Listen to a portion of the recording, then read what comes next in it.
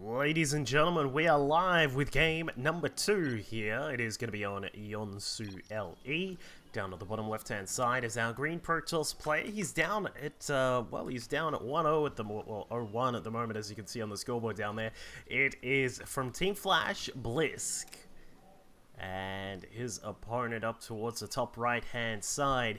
A young Korean player made his way to Australia and now is playing here for one of our local teams, Team AVANT Gaming. It is KingKong. We'll see if he can climb this tower and hoist Blysk all the way up and then fly him like a flag or whatever KingKong did in that original movie. I can't remember. Anyway, it is Yotsu, of course, a map that's, well, it's an interesting map for PvZ. Of course, you know, we've got this little bit of a rock fall. Oh, that's not a circle. That's a circle. But that's kind of a circle. That's, you know, that's what I'm going for here, is the destructible rocks over at the natural base, which do provide a secondary entrance into your natural. You've also got this one to the side, and then the one on the higher ground there as well. But so there's a couple of ways in, but in a way, it's also just one singular sort of path here, at least for the early stages of the game. Third base is can be taken down here. I'm still very confused as to whether Zerg players like to take this one better or the one over towards the top side more, or sorry, towards the middle more. It's a little bit different as to you know, who you talk to as to which base is better. Of course, this base back here, technically, it's a little bit further away from your opponent. If we look on the minimap, I'll just draw a little dot there, and then it's all the way down towards your opponent. Whereas the other base, just over to the side, is actually just a little bit closer because it's just across on the top of the ridge. So the one issue that separates them, well, is the separation of the rocks. So you do need to knock them down if you are going to take this as your third base. But, I mean, as we said, it's different from person to person. Some people will take this one over here. They'll knock down the rocks, start some creep spread out the back door as well. Make sure that all of this area is covered off because you don't want any proxy pylons or any sneaky DTs, zealots, or anything like that walking their way down through the tall grass there. But as you can see, KingKong is going to take the one just towards the middle side here. He's actually going to do it as a 3-hatch before pull, going gas very quickly. The spawning pool will follow it up as well. And this is one of the greediest strategies you can do as a Zerg player. And when he floats through, and we'll see that his opponent has gone for a gate into cyber, he'll see that he'll be like, alright, we'll see how this goes. Generally speaking, from what I understand from some of the top Zerg players that I've spoken to, this actually does, like, a lot of people think, oh, you can't go 3-hatch before pull against the gateway expand because you'll just get 4-gated and you'll die. It's not always the case. You can, if the hatch doesn't get scouted, then you're golden. You're all good. If you do get speed very quickly, which is what we'll see from KingKong here, I am assuming, because we got that gas straight away. You get the gas up so that you can get speed. You get the gas up so that you can start a couple of roaches, and you only really need like a bunch of speedlings and some roaches, and then you should be fine against very basic sort of gateway attacks. Obviously, if your opponent's crazy and goes like 9 gate off one base, then things could get a little bit weird, but I mean, generally speaking, this build actually can do quite fine. I think it's just that people need to be very careful with it and how you react to what your opponent is up to. So we'll see how, of course, KingKong deals with that. Meanwhile, his opponent has actually found one of the overlords just sneaking about. Looks like the mothership core wants to provide some vision onto the high ground. A very common high ground hiding spot for the overlords is just over here. They get to get some vision on what's going on down at the natural. The key factor, of course, is that they can keep an eye on when the gases are taken, which is a big factor of PvZ. Of course, you can determine what your opponent is up to based on what kind of gas they take and when they take it. And is that... What is this drone doing? I have no idea what this drone is doing. KingKong's like, where did you come from, my friend? But a sentry will block the top of the ramp here. And interestingly, speaking of like weird ways to set a base up, Blysk is doing something I have never seen before.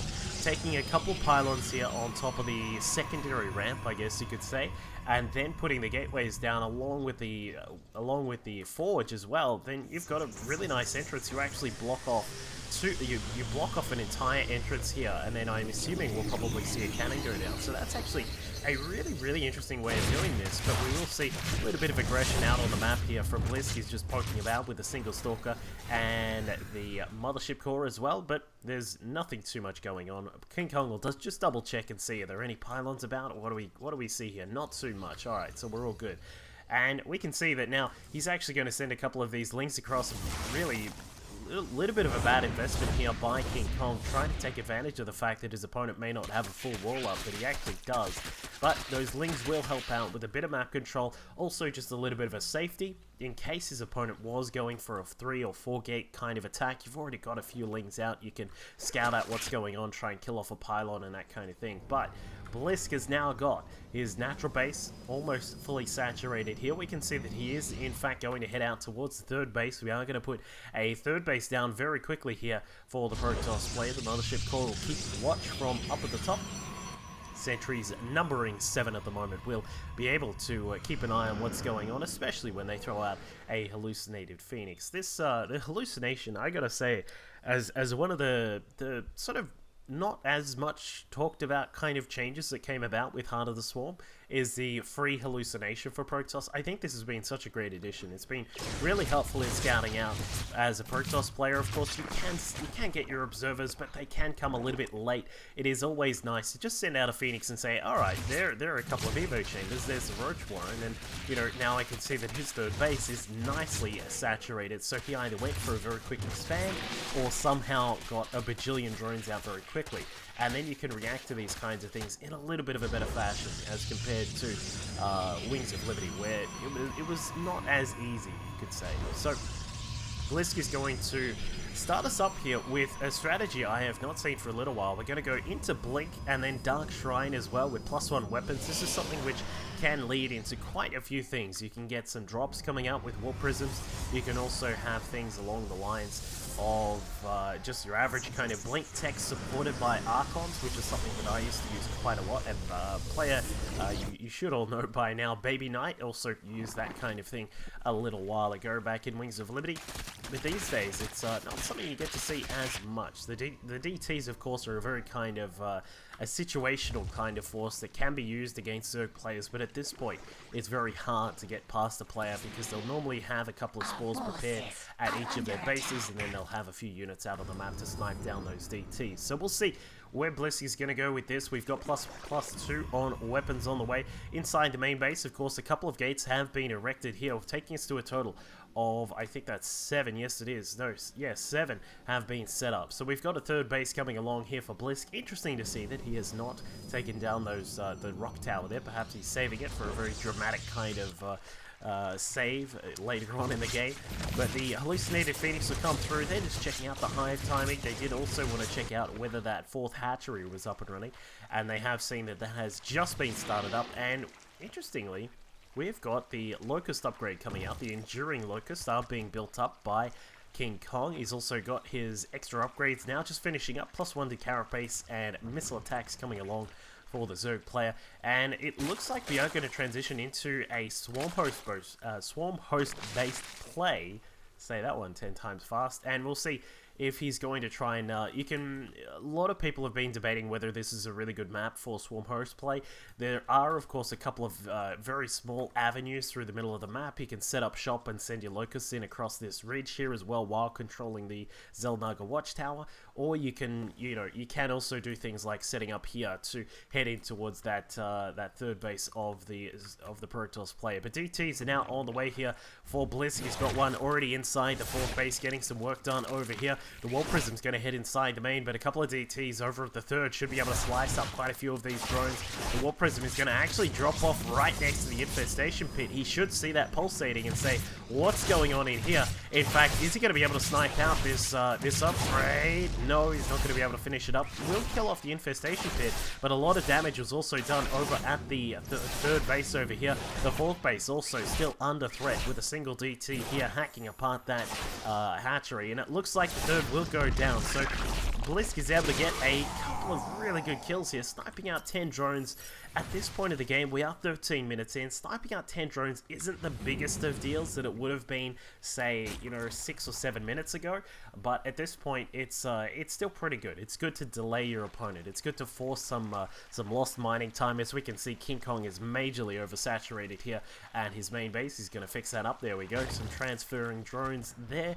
We've also got the swarm hosts just popping out now as well. Just a couple on the field at the moment. I believe it's only 6, which isn't exactly a huge total. It's not a tiny total, but it's not the biggest you'll ever see it get to. In fact, yeah, he's going to increase that by an increase of 8 swarm hosts are going to be added in here for our Zerg player. He's now got the 4th base up and running properly again with some drones just heading over to set up shop there.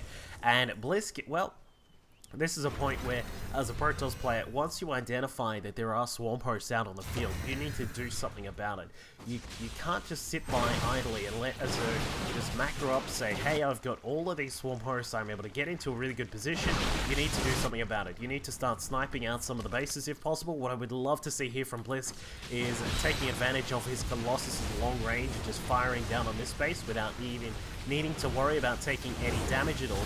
And I think that's what we may see here from him. He is going to head across and just get some damage done. Needs to be careful with the mothership core, but apart from that, it should be pretty easy to get rid of a lot of the drones at that base. The swarm host going to relocate here. They want to get in range to try and get something done, but ironically, because of the rock tower that has been dropped down, it is going to, well, it was going to block out the locusts. In fact, they do go the wrong way. KingKong decides to change it up, but this could be a very dangerous position here for Blysk. He cannot push too far forwards. He cannot be, too aggressive here, but he will catch out some of the swarm hosts. Beautiful force fields there to lock down a couple of them. We've now got Lynx passing through from the back. Colossus stepping on one of the force fields there. Unfortunately, the swarm hosts have re-burrowed here, but a lot of damage is being done. Swarm hosts are slowly falling apart here, being burnt apart by the extended thermal lances of the Protoss units here. Now, Blysk has been able to set up a 4th base behind all of this. We'll see if he is able to continue to bring out these Colossus 2 at a time, and now coming out for the Protoss player. He's burnt apart that base, and that could be a very, very big part of this game. Losing that base, losing a lot of drones that were there as well. We can see that 29 workers have been killed off in total, and that takes KingKong down to a total of 51. So he is really struggling with his economy at this point. The Corruptors have now been brought out to help out with an anti-air force against those Colossi. But is it going to be enough? Blysk has been able to get his economy into a wonderful position up there at 84 probes, maybe even a little bit tiny bit higher than perhaps he would have liked, but a lot of Colossus are now out. He's got a huge amount of AoE damage with these guys. Their +3 weapons is on the way. They do have +1 to armor too, but I mean, when you've got this many Colossus, it's going to be very hard for swarm hosts to make do of what they can. But with the Corruptors out, KingKong may be able to salvage something, but I think, like, with all of this damage that has been done by these varying units that have been coming across, it's going to be very difficult here for KingKong to be able to salvage this game.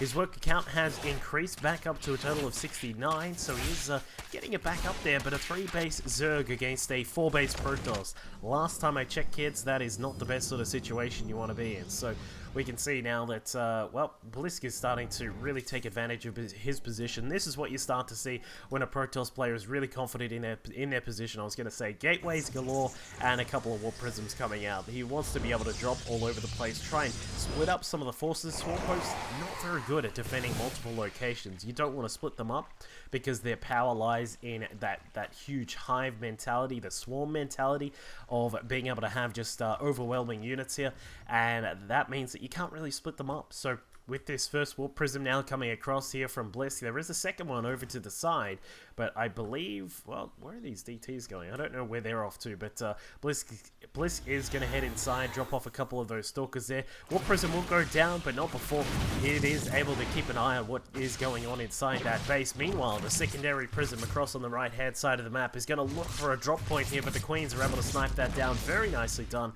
by KingKong. But the main army is the big issue here. Lots of Colossi, lots of Stalkers. We are going to even have a warp-in pylon here for a new base that has been set up by Blysk. and KingKong is going to be in a very, very troublesome spot. Unleashing a salvo of Locusts here, Corruption going down. Unfortunately, with no Vipers to provide Blinding Cloud, this is going to be a very tough spot for KingKong to salvage this in, but he is able to take care of most of the Colossus. Very nicely done. The Corruption and, of course, the target fire from those Corruptors does a really, really nice job. And for the moment, he will hold on. So this has worked out quite well here for KingKong for the moment, but you can still look at this and say, well, he still does not have a 4-base economy like Blysk has, and with all of those gateways that we're just finishing up inside the main, with the extra, I'm not even kidding, extra 2 robos, where are they? Okay, they're over here at the 4th base. It's going to be 4 Colossus production. And even then, it doesn't necessarily have to be Colossus at this point. It could be a couple of Immortals thrown in alongside the Colossus, or it could be just a couple more Prisms that we will get to see. But KingKong has decided he needs some support units. Finally, we are going to get some Infestors out. I do love these guys alongside the Swarm Host. Of course, adding in Vipers is also quite good as well. But for the time being, KingKong has just not been able to get his Hive up. A little bit surprised that he has not even attempted to get it running. But he does have a lot of Lings out on the field. We've got these Corruptors up in the air providing that cover. And the Swarm Host, with their Infestor buddies, they should be able to get some really nice work done. But we need to see the Hive. We need to see a Hive started up. There you go, KingKong. Thank you for listening, my friend.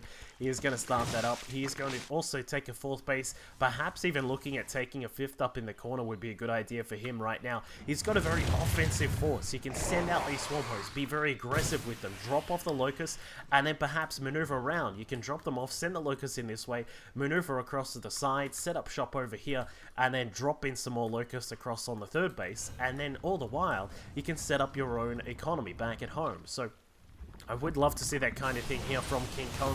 Interestingly, he has not scouted out this space just as of yet. It is just out of range.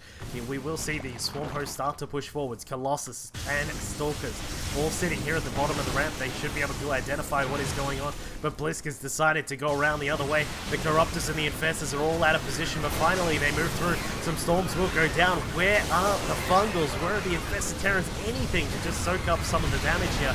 And he does get a couple of Fungals off, but most of the Swarm Hosts, their Locusts have not been in the battle. And now, will the Colossi be able to get into position here? It looks like they will. Lots of damage being done. Even this Archon at the front with a bit of splash damage is able to take apart quite a few of those Swarm Hosts here. Blinking forwards is Blysk. A couple of Fungal Growths will go down. The Infested Terrans also doing good work, but Blysk is able to slowly whittle down quite a lot of the forces. The Infestor count has been reduced to, well, 0 right now, which is not what KingKong wanted at all. Losing those very important support units, very gas-intensive kind of units as well, is certainly going to be a very telling tale here in game number 2.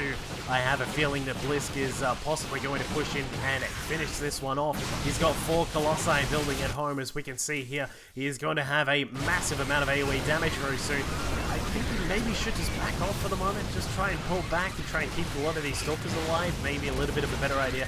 Unfortunately, he will lose all of these. The Swarm Host Larvae, the Locusts getting all sorts of work done. But once again, Blysk, with some wonderful multitasking, is able to take out the 3rd base, or attempted 4th base here. He's going to finish it off. The Warp Prism will stay alive, drop in some more units inside the main base. Will they get in? No, they won't. Just at the last nick of time, there they are. Cancelled because of the Warp Prism being destroyed.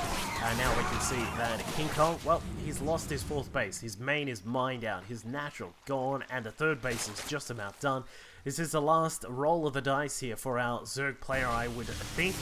And Blysk, with his 4 Colossus now just popping out, he is going to have an absolute whale of a time pushing forwards against this. He's got Colossus, he's got the Storm Power from the Templar as well, and with a few more moments to warp in some more Stalkers, you would assume that he will be able to push forwards and finish this one off. But KingKong is not done just yet. He's going to move forwards, get some Swarm Hosts into position. He's finally spotted this base, and he says, oh my god, I'm up against a 5-base Protoss right now when I am sitting on a very, very lazy 3-base economy. In fact, it is basically 1 at this current time.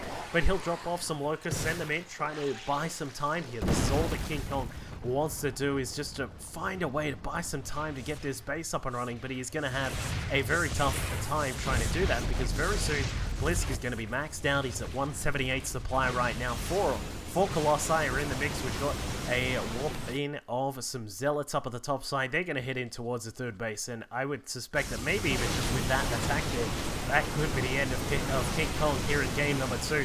Blysk with the Archon, the Colossi pushing forwards. The Zealots are just going to hang out here. It's just a threat. He's like, well, you know, maybe I'll attack you.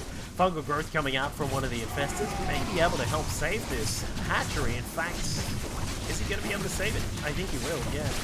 No, I'm sorry. Actually, with those Zealots, they're doing a huge amount of damage. He's got +3 on his weapons, +2 on the armor there. They eventually do finish it off. And I mean, KingKong, it's pretty much done from here. He's got a little bit of Marine King, or perhaps if you're older school, maybe some fantasy style GG timing here, but he wants to just try and give it his all. He does have, you know, let's not count out the Locusts. There are 19 Swarm hosts out of the field, and anything above 15 is a pretty dangerous kind of number, because you do need to have a lot of AoE to deal with those Locusts here. As we can see, there are just Locusts all over the place. Even a Swarm host is going to come in here and say hello, just dropping him off inside the 4th base there, or sorry, the 5th base. In fact, there it is. He's just going to burrow right on top of the base. He's out of the detection range, or actually, I'm kind of surprised that's in the detection range. It's just inside, I think, but well, Blysk, he's going to have to just hold on a minute. Once again, these Swarm hosts providing all sorts of extra time here for KingKong to be able to get his economy back up and running, but he is sitting at 46 drones against a 5-base 61 probe Protoss. We do have a lot of infestors out now, though. Once again, we'll see if this combination of the Swarm host and the Locust Rebel gets to get some work done. We'll see the what? No, did that? No, it didn't even get a fungal off. That was kind of weird. I thought he was going to just throw that forwards a little bit willy-nilly. But the 3rd base now gone for Blysk. For KingKong. He's all done with that one. A little bit of a warp in gonna happen here up at the attempted 5th base. As I said before, I would have really liked to see this a little bit earlier on, but unfortunately DTs will make easy pickings of that attempted base there from KingKong. A feedback coming out on one of the infestors takes us down to just a total of 8 infestors, meaning that we don't have as much fungal growth energy or anything like that left over. But I mean, Blysk is in a position, as I was saying in game 1, he's a player who likes to be able to just macro up and take his time, passively push forwards, slow down his opponent's economy through varying kinds of attacks. And as you can see, that, wow, that was a really huge fungal there. Going to slowly move forwards and take out some more of these units here. In fact, if the fungals can stay persistent, in fact they will for quite a while, then he may be able to take out some of the units. But I mean, at this point, when the Protoss has so many Void Rays now out, we've got a bunch of Colossi, some Archons are here for some extra tanking and some AoE effect as well. As we can see, Blysk is just going to march forwards, powering along with that laser army. We see the beams of the Void Rays and the Colossi just pushing forwards.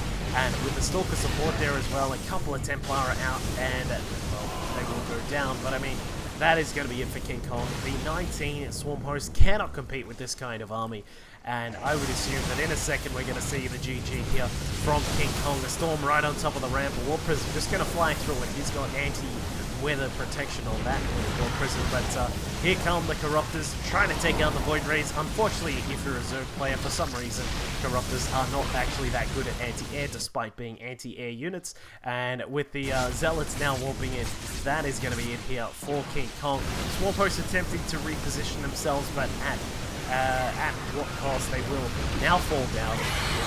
They are taken out with gusto here from Blysk. He says, I hate dealing with these units, and a GG finally comes out from KingKong. So game number 2 does go the way of Flash Blysk. We will move into game number 3 in just a moment and see who takes this series.